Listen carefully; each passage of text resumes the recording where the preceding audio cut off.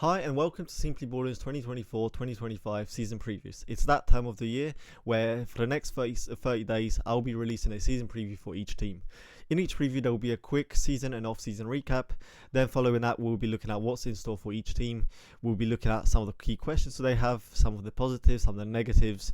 It will be digging deeper in some of those areas.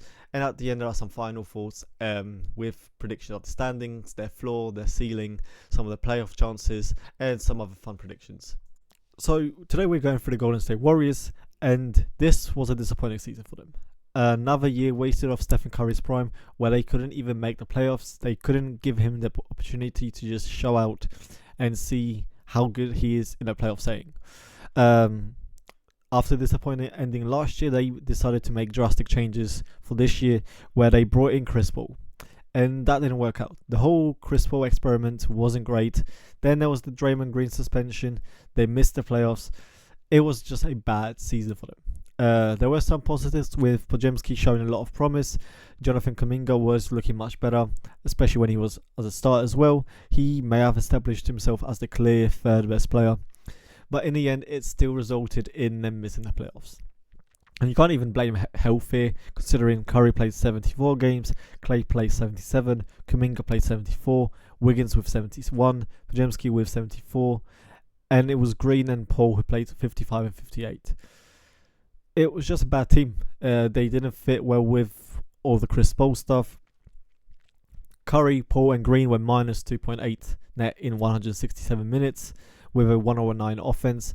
Curry and Green were plus 5 with 118 offense. Curry and Paul were plus 4 with 118 offense as well. Curry, Thompson and Paul were minus 3 with 116 offense. So this team was still good offensively with Curry on.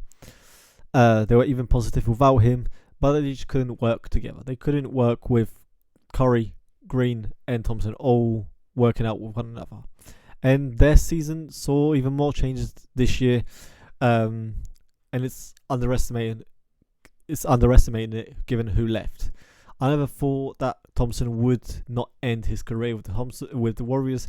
I never thought he would play a second with a different team, but they lost him, and that's another big change. The core of Curry, Thompson, and Green was the only staple thing they had throughout this decade or so, and they did manage to pull something out of nothing. They did strike out on every potential move, but they still ended up with Kyle Anderson, Buddy Hield, and DeAnthony Melton. Solid moves. They did the best of what they could have done.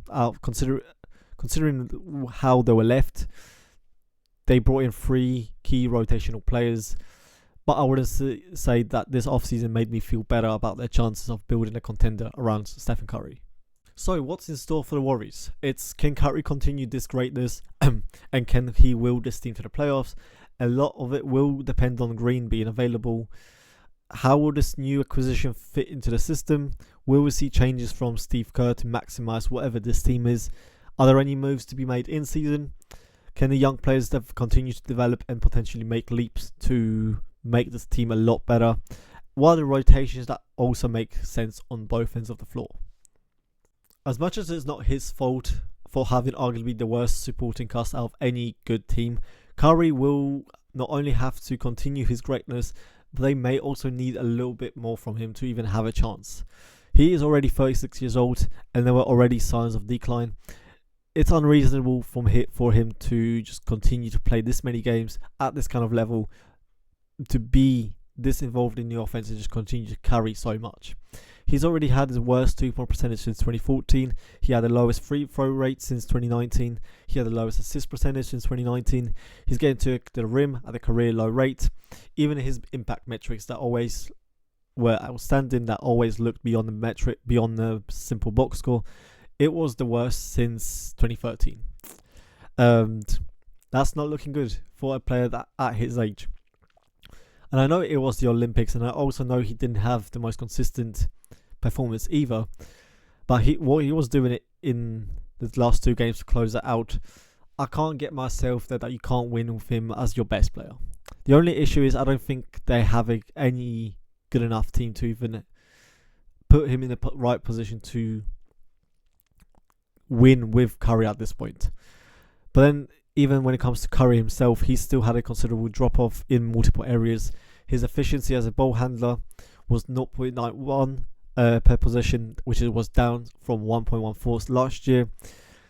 Even his efficiency of handoffs was at 1.05 this year, down from 1.20 last year. So there needs to be a bounce back somewhere. But then, despite the drop-offs, he was still elite, and the team was still great with him, especially offensively, where they had a 119 offense with him, which would be 4th in the league. Despite the drop-offs, he was still shooting 40% on over 17 threes per 100 possession. He still commands immense defensive attention that creates easy shots for others. That will never go away. But when talking about a contender, especially when the team isn't as great, Curry would have to be generational. He would have to have a kind of season that puts his 2016 season or 2021 season looking average. He would have to have better season than the seasons he had in his career to even give this team a chance to compete for a championship. But equally as important, it's going to depend a lot on Green. He will have to firstly remain on the court. He can't let himself get suspended. If he's not healthy, then this team just will not have a single chance. He might be even more important than Curry, especially given the rest of the team, because they will need him defensively. With Green on, they had a 113 defensive rating. With him off, it was 117. Curry and Green were +5 with 119 offensive rating and 114 defensive rating. With Curry with no Green, were minus with a 120 defensive rating. Curry, Green, Kuminga were +12 with 121 offensive rating, 108 defensive rating. Curry, Kuminga, and no Green were -2 with a 121 defensive rating. So Green is going to be vital with the defense. He's going to make or break the defense, and if he can't stay on the court, I just don't see how you can win with this. You can't win with a 120 defense. So this season will hinge a lot on Green stay healthy, not get suspended, and if he can actually just continue his defensive dominance. But carrying on with the defense, they will still have Wiggins, Kuminga, Moody, Melton, and Anderson to help with that. That's where I see Green having a big impact on this team. Because I don't think those combination of 5 players alone can make the defense whole. I don't think without Green they can make this defense competitive. But with Green anchoring the whole defense, they're all solid to great defenders with good size that can plug in to cover up for players and defend in different ways.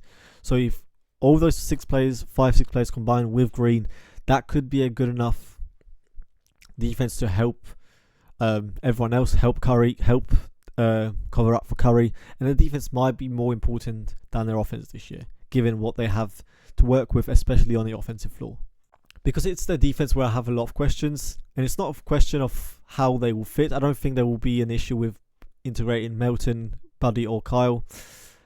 I just question if those players are good enough. I question if they have what it takes to just have an impact on this team that doesn't revolve around Curry. Because I really question who on this team can even create for themselves.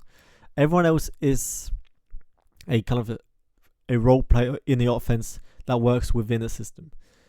But without Curry, I don't know where else they're going to get their offense. So would they hope that they can have a well-balanced movement offense that doesn't rely or depend on self-creation? Because that could work then. But then there's also a ceiling for that kind of offense.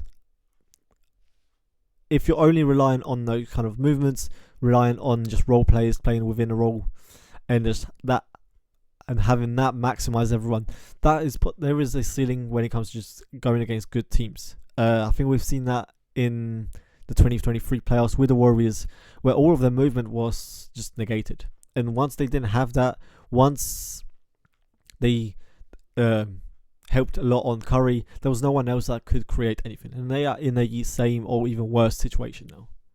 Because looking at the players, Melton is a solid secondary ball handler who's a reliable 3-point shooter, but isn't doing much else anywhere else, especially inside the arc. He shot 42% with the Sixers.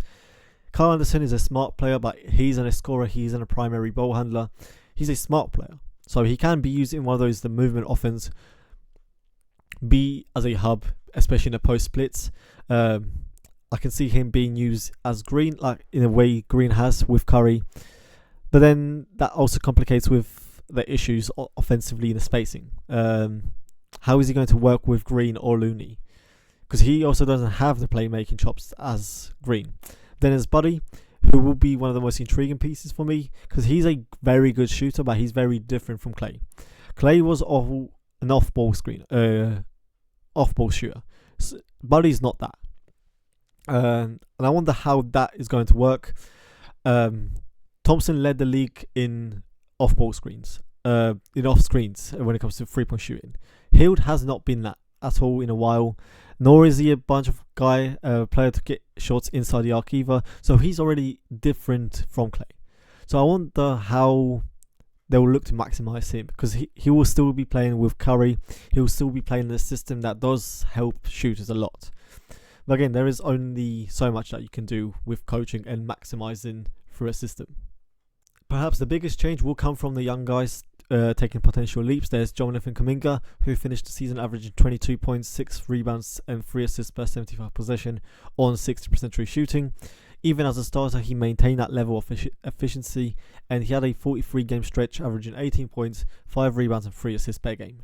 That's the potential that they will likely be hoping for, because if he can solidify himself as a third best player, that can give them a lot more offense. He's one of the players that can just easily generate the best rim pressure on this team. He shoots 73% of the rim with over 40% of his shots there. There is the question of the extension for him. Hopefully that gets sorted so there isn't a question for him going throughout the season. Then there's also Podziemski, who was a nice bright spot for them, and by the looks of it, they also been treating him very high, where they weren't looking to trade him in any of the packages. He had a solid season doing a bunch of everything. He shot the ball well with 38% on just under 6 threes per 100 possession. He had an 18% assist percentage, but also a 12% turnover rate. Wasn't entirely efficient, didn't get to the line, and had limited usage as a P&R guy. So what's going to be his next step? Is there a potential leap for him as a ball handler, as a scorer? Because again, these two players taking leaps could help a lot with the offense. It could bring some on-ball creation to go alongside Curry. And it's depending a lot on those two. Because then there's still Moody, Trey Jackson Davis, Gary Payton, and even Looney.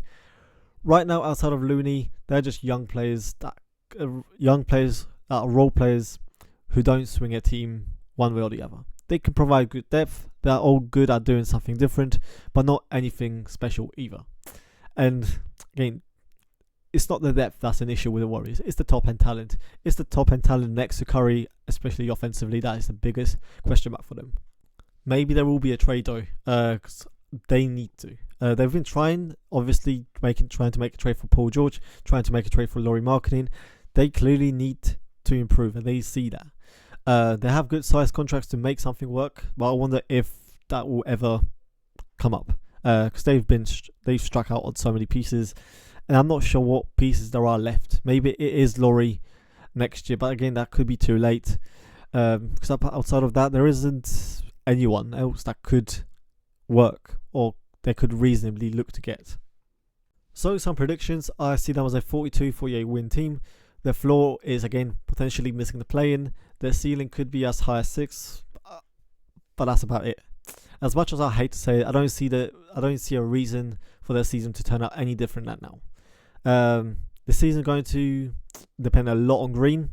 They were a 60% win team with him and 48% team without him. So him playing alone could change things. That could be enough to just put them in the playoffs, even as a 6 seed. But then when it comes to the playoff chances, that's when it looks a bit rough. With everyone healthy and playing, there will be a playing team. And I can see them just being reasonably at that spot. But then, what else is there for them going forward? They will not compete with anyone else that are elite, because they lack the offensive firepower. Defensively, that could be the reason why they do any kind of damage. But then that's relying a lot on Green and hoping all the role players can be maximized on that end defensively as well. I do like the additions for making this team more well-rounded and giving them more options with the lineups, but it's just a matter of how it's going to work, how it's going to fit, and it's all down to Kerr to figure out. Overall, I see these moves as just making the floor a little bit better, but not great help in them winning the championship. Their playoffs just literally depends on Curry playing better than he's ever did, and Green continuing to be a top 5 defensive player that he can be.